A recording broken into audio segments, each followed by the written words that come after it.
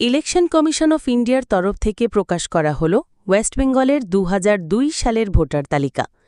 আজকের এই ভিডিওতে আমরা জানব সেই ভোটার তালিকা আপনারা কোথা থেকে আর কিভাবে ডাউনলোড করতে পারবেন।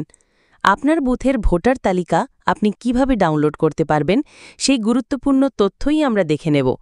অনুরোধ রাখব ভিডিওটি অবশ্যই প্রথম থেকে শেষ পর্যন্ত দেখবেন।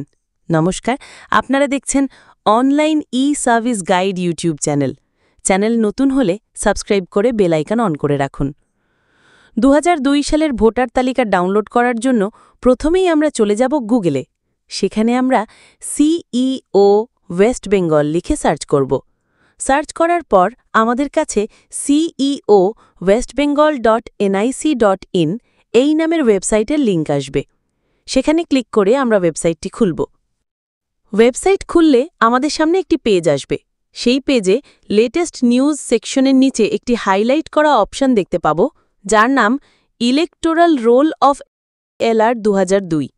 এই অপশনে ক্লিক করলে এখনও পর্যন্ত যে সমস্ত জেলার ভোটার তালিকা আপলোড হয়েছে সেই সমস্ত জেলার নাম দেখতে পাব। এখান থেকে আপনার জেলার নামের ওপর ক্লিক করুন।